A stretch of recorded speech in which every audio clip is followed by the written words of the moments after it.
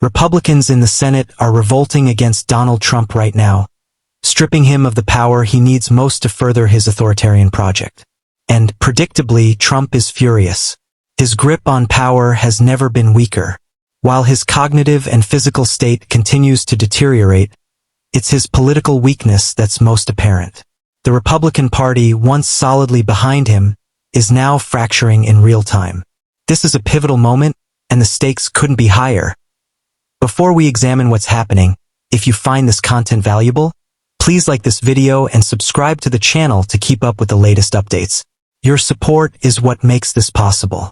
As we take a closer look at Trump's weakening grip on the party, let's explore how even Republicans in Congress are starting to turn against him. This rebellion began with his controversial actions in Venezuela, beginning with his unlawful strike against Nicolás Maduro. Here's a closer look at how the Senate and even his own allies are starting to turn on Trump. Country of Venezuela and its oil reserves in the meantime. How do you see this playing out? What's next? Well, I mean, we've seen this play out before.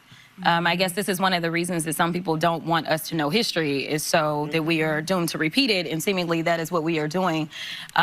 Here's the problem. The biggest problem that I have is that it was illegal. Everything that this administration does is illegal. And so I don't know how you take the moral high ground when you are actually executing something in an unconstitutional way in the first place. Right. And so if you had what you needed, which he truly believes that, I guess, then you just would have went to Congress and gotten us involved. But instead, you know, we're hearing leaks and reports that he talked to oil folk, but he didn't talk to Congress. Right. What kind of sense does that make? Because the last time I checked, whether or not you control an oil company does not entitle you to deciding whether or not the United States goes in. And when you look at the press conference that he held, he didn't talk about democracy. Now, I know there are a lot of people that are talking about this is good for the Venezuelan people because Maduro was a bad guy, but that's not why he did it. He has not cared about Venezuelans at all. Let me be clear about that part. That's true. And here's the receipts. The Enemy Aliens Act, which most of us had never heard of because it's from the 1700s, he invoked it specifically because of Venezuelans. He said, we are being attacked and invaded by Venezuelans. That was number one. Then the next thing that you know, CCOT, that's where he was sending Venezuelans. Remember the 60-minute episode that they did not want to air about how they were treating them, mistreating them at CCOT? That's where he sent Venezuelans. Then after that, he was illegally killing folk, saying that, oh, well, they're bringing drugs because it was supposedly about fentanyl, which is not where we get fentanyl, no, it isn't. Yeah. To be clear. So then he killed over 100 people with these bombs that he was dropping. And then when he went in to get Maduro, he killed even more Venezuelans. This ain't about Venezuela. As we saw in the clip, Trump's actions in Venezuela are sparking outrage not just from Democrats but from Republicans too. The question now is, what is Trump really after here?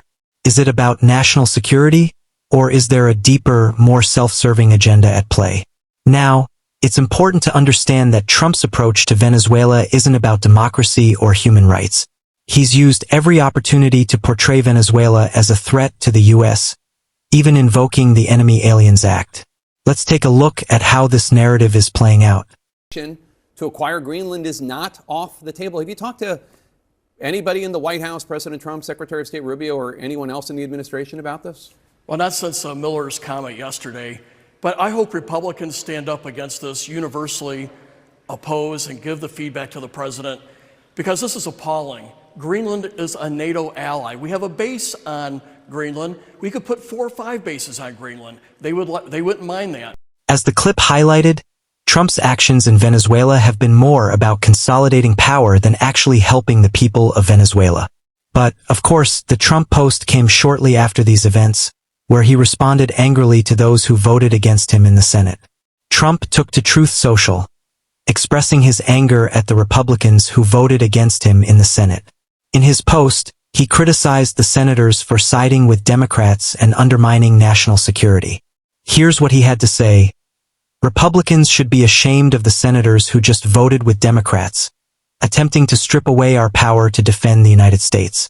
Senators like Susan Collins, Lisa Murkowski, Rand Paul, Josh Hawley, and Todd Young should never be elected again.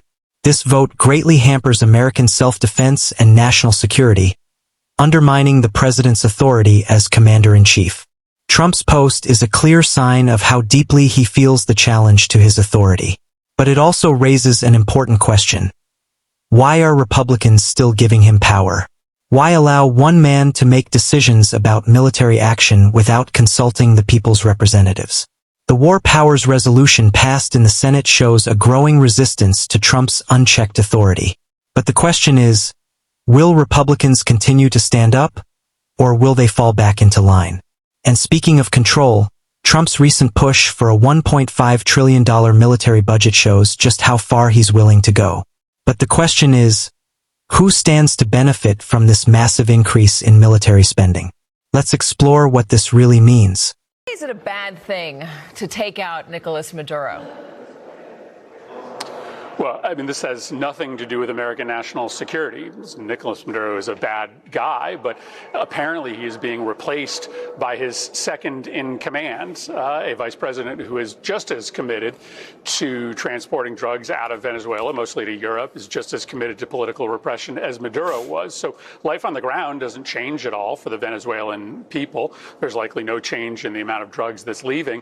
But of course, those drugs weren't coming to the United States in the first place. The drugs that leave Venezuela, almost exclusively cocaine, goes to Europe, not to the United States. So this also doesn't have any impact on the scourge of addiction in this country. So the question is, what is this really about? If it's not about the drug trade, if it's not about restoring democracy in Venezuela, if they just substituted Maduro with someone equally as bad for the Venezuelan people, who's benefiting? And I think what we're learning is that it's the oil industry and Wall Street that's benefiting here. That Trump is telling you, I mean, every day, that what he's most interested in is getting his friends' hands back on the oil that will make a whole bunch of money for the oil industry. And as Venezuelan bonds start to improve, will make a whole lot of money for Wall Street investors who bought those distressed assets. So it doesn't seem like there's any payoff for the American people here, whose health insurance premiums are skyrocketing as we speak. The payoff here just seems to be for a bunch of, very, very rich people on Wall Street. The growing influence of the military-industrial complex is undeniable. And with Trump pushing for an even bigger budget, it's clear that national security is no longer the sole priority. This budget isn't about protecting Americans. It's about benefiting those already at the top of the financial food chain. As the clip pointed out, the increasing militarization of government agencies like ICE is another part of Trump's growing control. But this is a challenge that we all need to confront, as it represents a direct threat to the checks and balances that our government was built upon. The battle for control continues, and the American people face a critical moment in our nation's history. Will Congress stand up to Trump's authoritarian grip, or will they continue to allow him to push his agenda without accountability? We're witnessing a pivotal moment in American politics, and it's up to all of us to stay informed and engaged. If you found this video insightful, please like and subscribe to keep the conversation going. Share your thoughts in the comments below. Let's keep fighting for what's right, and until next time, stay engaged and informed.